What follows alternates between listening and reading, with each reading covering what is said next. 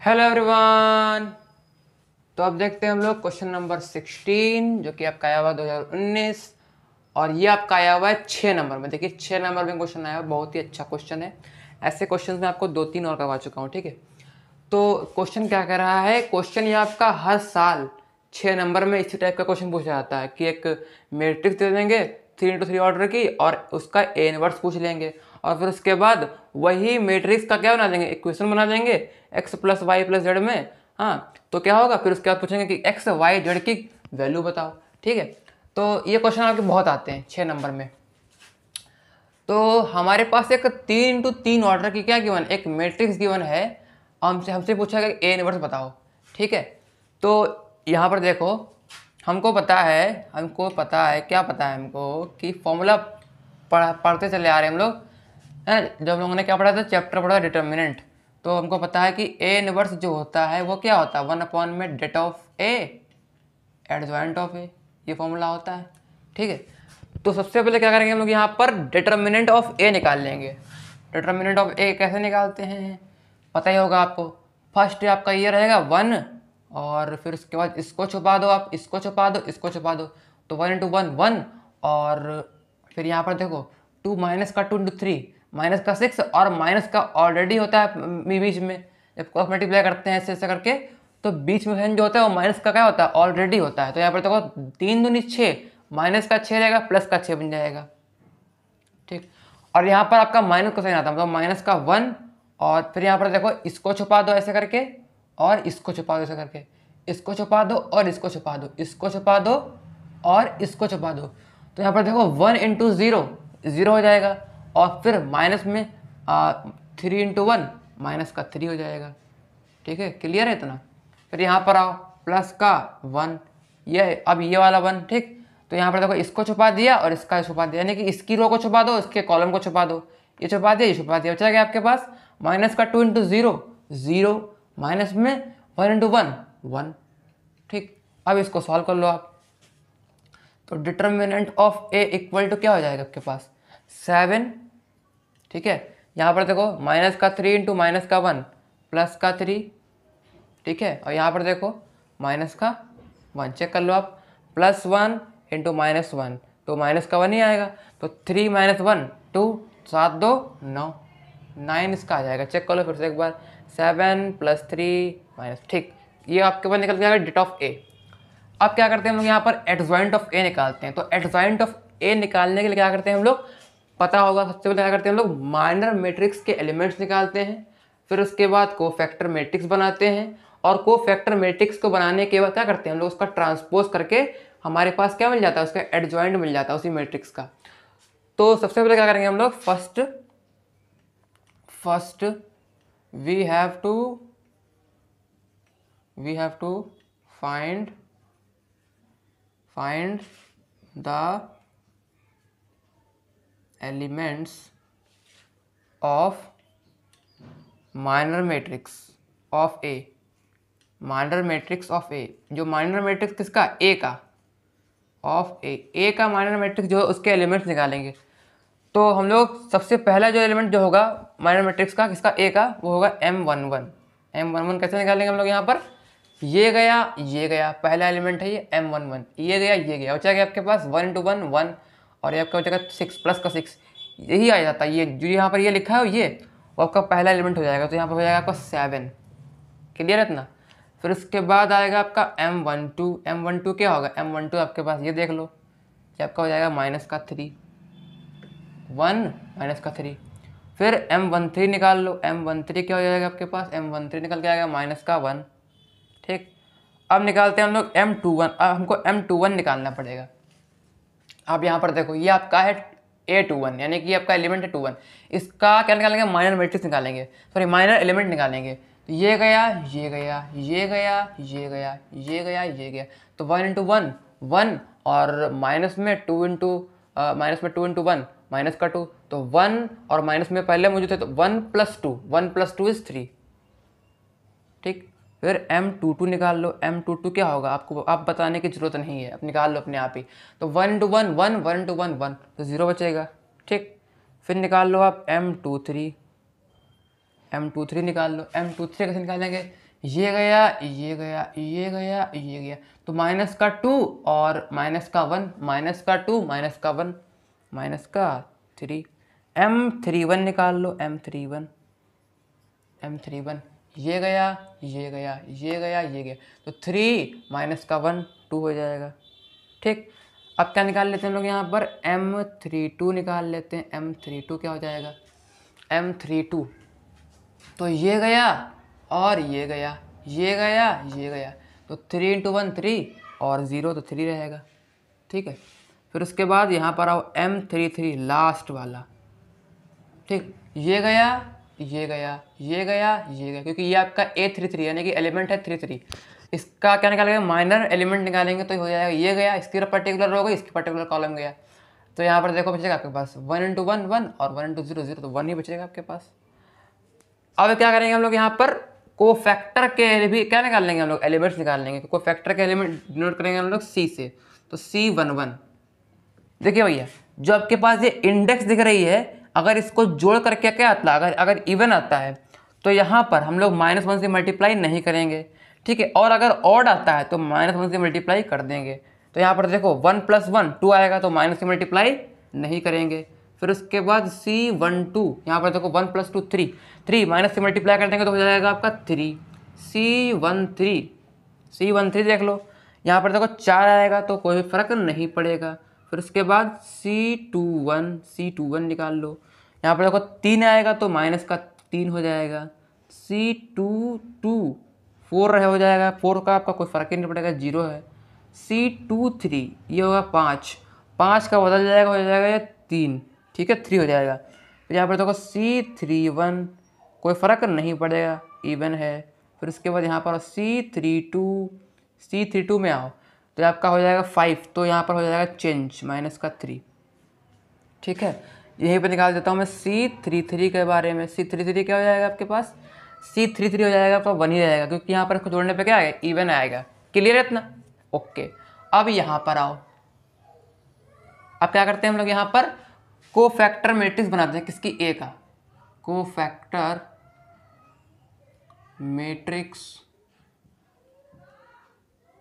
Of A की cofactor matrix क्या हो जाएगी आपके पास, देखो सबसे पहले लगाते हैं हम लोग 7, फिर उसके बाद 3, फिर उसके बाद माइनस का 1, फिर उसके बाद माइनस का 3, फिर उसके बाद चेक कर लेना है, फिर उसके बाद माइनस का 3 हो गया, फिर उसके बाद 0, फिर 3, फिर उसके बाद 2, माइनस का 3, फिर 1।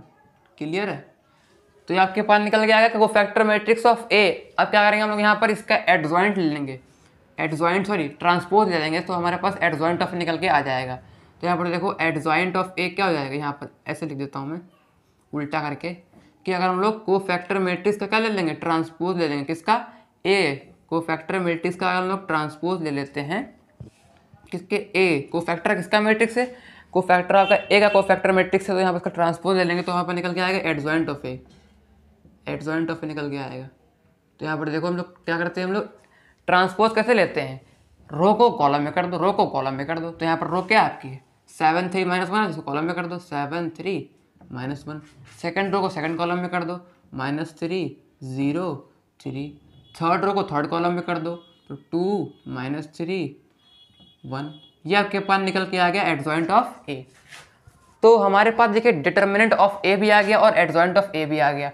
अब केवल देरी है वैल्यू पुट करने की। तो यहाँ पर देखो A inverse equal to 1/, determinant of A यानी कि 1/9 इक्वल टू इनटू में 7 -3 2 3 0 -3 -1 3 1। ठीक है, तो ये हमारे पास निकल के आ गया इनवर्स किसका, A का। चेक कर लो फिर से एक बार, 7 -3 2 3 0 -3 -1 3 1।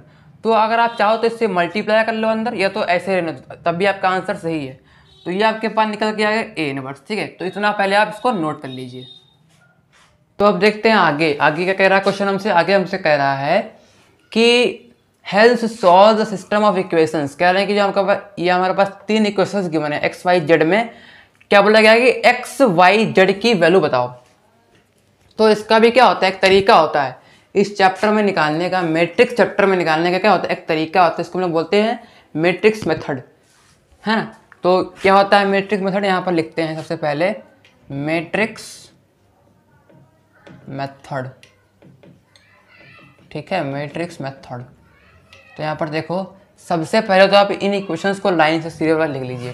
तो x plus Y plus Z equals to 6 हो जाएगा, y plus 3z equal to 11, ठीक है, और x माइनस में 2y प्लस में z इक्वल टू 0। ये आपके पास तीन इक्वेशन हम लोगों ने लिख ली लाइन से। देखिए हम लोग क्या करते हैं, यहाँ पर तीन मैट्रिक्स मानते हैं, ठीक। पहली मैट्रिक्स में हम लोग सपोज कर लो, हम लोगों ने मान ली P, let P equal to P, हम लोगों ने एक मैट्रिक्स मानी। तो P मैट्रिक्स होती क्या है, देखिए समझिए, P मैट्रिक्स में क्या होता है कि जो आपका P मैट्रिक्स जो होती है उसमें क्या होते हैं, coefficient of X Y Z आते हैं। क्या आते हैं, coefficient of X Y Z आते हैं। तो यहाँ पर देखो सबसे पहले कॉलम में हम लोग क्या लगाएंगे, कोएफिशिएंट ऑफ एक्स लगाएंगे। तो यहाँ पर देखो एक्स का कोएफिशिएंट पहली इक्वेशन में 1 है, दूसरी इक्वेशन में 0 है, तीसरी इक्वेशन में क्या है 1 है। क्लियर है। सेकंड में कॉलम में क्या करते हैं हम लोग, y का कोएफिशिएंट लगाते हैं। तो यहाँ पर 1 हो जाएगा, 0 हो जाएगा, पर 0 नहीं, क्योंकि यहाँ पर देखो 1 1 है, 1 हो गया। यहाँ पर देखो नेक्स्ट में आपका y में आपका रहेगा माइनस में 2। क्लियर। फिर यहाँ पर आओ 1 3 1 1 3 1। तो यहाँ पर देखो अब हमारे पास निकल के आ गई, ये हम लोगों ने एक मैट्रिक्स मान ली।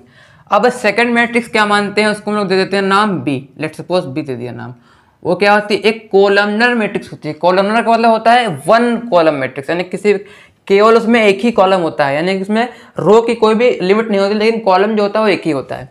तो यहाँ पर देखो, यहाँ पर जो आपका कॉलमनर मैट्रिक्स जो होती है B हम लोगों ने मानी है, वो क्या हो जाएगी आपके पास, जो हमारे पास कांस्टेंट दिख रहे हैं यहाँ पर 6 11 0, उनको हम लोग कॉलम में लगा देंगे 6 11 0, ठीक है। और एक थर्ड मैट्रिक्स मानते हैं जिसमें आपके कोएफिशिएंट दिख रहे हैं x, columnar matrix x y z मान लेते हैं, ठीक है। ये हम लोगों ने तीन मैट्रिक्स मान ली। अब हमको पता है कि हमको एक फॉर्मूला कह लो या एक आइडेंटिटी कह लो क्या होती है कि P X equal to B होता है, और जब इसको हम लोग क्या करते हैं, पोस्ट मल्टीप्लाई करते हैं किससे, हम लोग पी इनवर्स से। तो हमारे पास निकल के आता है पी इनवर्स ऑफ बी, ये निकल के आता है। ये फॉर्मूला लगा करके क्या करेंगे हम लोग, यहाँ पर एक्स वाई जेड की वैल्यू निकालेंगे। तो यहाँ पर देखो हमारे पास जो पी मैट्रिक्स है उसको अगर आप गौर ध्यान दो, अगर आपके पास जो P है वो आपके पास A मैट्रिक्स के बराबर आ रही है। गौर ध्यान दीजिए आप, ये मिला लीजिए, आप शकल मिला लीजिए 1 1 1 1 1 0 1 3 1 माइनस 2 1। तो जो इसका इनवर्स होगा वही इसका इनवर्स होगा, जो इसका इनवर्स होगा वही इसका इनवर्स होगा।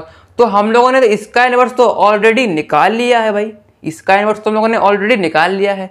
क्या था वो ए इनवर्स जो था वो क्या था हमारे पास, वही आपका पी इनवर्स हो जाएगा। बिल्कुल सही बात है। और है क्या वो है क्या 1/9 था, और उसके बाद क्या लिखा था हमारा 7 - 3 2 3 0 -3, ठीक, और -1 3 और 1, तस्वीर मिला लीजिए आप, ठीक है, बहुत ही सिंपल। ओके, तो यहाँ पर देखिए हमारे पास A inverse P inverse equal to ये हमारे पास तो पहले से ऑलरेडी निकला हुआ है, कुछ करना ही नहीं है, केवल वैल्यू पुट करनी है। तो यहाँ पर देखो x इक्वल टू क्या हो जाएगा हमारे पास, पी इनवर्स की वैल्यू कितनी है 1/9 है, 1/9 है। तो 7 3 -1 माइनस का 3 0 3 2 -3 1। ओके, अब यहाँ पर देखो